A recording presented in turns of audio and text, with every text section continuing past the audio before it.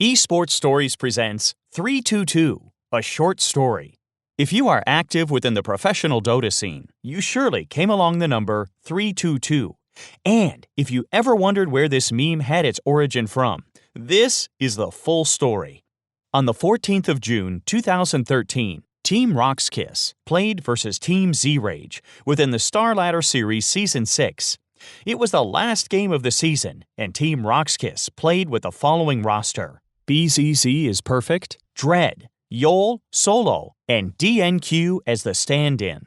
The game started with quite normal picks for both teams, and at this point, no one would expect this match would mark Dota 2 history. The protagonist of this story would be the Russian player Solo, whose real name is Aleksey Berezin. He would play the second support role in this game as Shadow Demon. The first 10 minutes of the game looked absolutely fine, and it was a balanced match with a score of 8-8 between the two teams. However, Team rox.kis made a handful of bad decisions in the following 2 minutes and managed to die 7 times. Within the next 5 minutes, rox.kis was able to get back into the game, reducing the net worth lead of Team zrage and even claiming the Aegis at 17 minutes and 40 seconds. Followed by this little comeback was a surprising hookshot of BZZ with super low HP, resulting in not only a death for himself and Solo, who was trying to help out, but also in 2 buybacks and ultimately a dieback for BZZ. Only a few minutes later, another big misplay was made by BZZ, as he trapped his teammate Yol into cogs and therefore wasted his Aegis. The stats for this team fight, which lasted almost till minute 20 of the game, were 3 buybacks for Team rox.kis, 2 buybacks for Team zrage, and the score was 30-17 for zrage. 2 minutes later, another team fight ended in favor of Team zrage, and the player Dread, who already died many times during this game, just TPs into 4 heroes with Nature's Prophet and instantly dies again. The last 5 minutes of the match, Team zrage dominated and killed the members of rox.kis one by one as they were standing multiple times out of position, and it was pretty easy to punish them. After 26 minutes and 59 seconds, Team rox.kis called GG and the match was done. As mentioned earlier, Solo would be the protagonist of this story, but if you look at the match, it more looked like BZZ or Dread performed suspiciously horrible. However, to understand the bigger picture, we have to turn back the clock a few hours before the match started. At 6:56 p.m., Solo would allegedly go on the website www.egamingbets.com, log into the account of his girlfriend, and put a bet for $100 that zrage wins the game. The odds were 3.22. Which would result in winnings of $322. At 11:53 p.m. after the match, the winnings would get withdrawn to Solo's WebMoney account. StarLadder TV started investigating immediately, and after collecting the evidence, the following preliminary punishments were announced, as they assumed the whole team was involved. The player Solo will be banned from all StarLadder competitions for life. All other players will be banned for 3 years. The organization rox.kis will be banned for 1 year. On the 21st of June, 2013, rox.kis announced that Solo will be removed from the team effectively immediately, as he admitted to have placed the bet.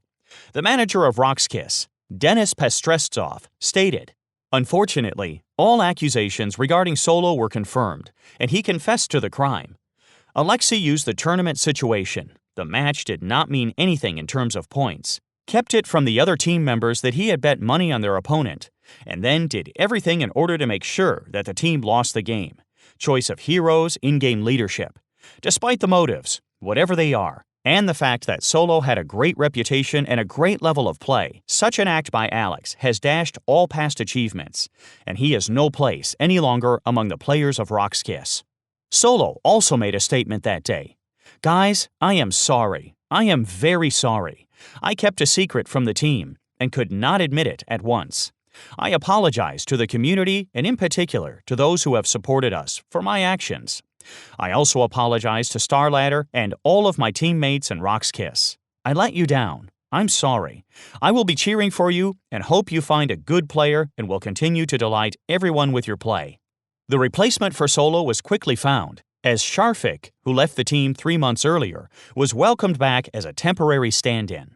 The team would continue to play in most tournaments, as all accusations against the organization rox.kis had been cleared, and the 3-year ban for the other players than Solo were also rescinded. On the 23rd of June 2013, in light of a public apology for his action, StarLadder decided to reduce the ban of Solo to just 1 year. Andrew Grigoriev, the editor-in-chief of StarLadder, also found some words for Team rox.kis and the decision to cancel their ban. I can't say that this decision was easy and unanimous. On one hand, we understood that this is a team game and the whole team should bear responsibility. On the other hand, this case is kind of new for the industry. We decided to make advances for Team rox.kis after the team admitted the guilt of one of the players. Generally, the whole StarLadder TV staff is working to minimize such incidents. We are for fair play. After this statement, the official investigation and the public chatter dropped and the case was closed. However, since then, Dota commentators and especially Dota viewers use the phrase 322 extensively to mock bad plays, implying that it almost appears that the player is attempting to throw the game on purpose.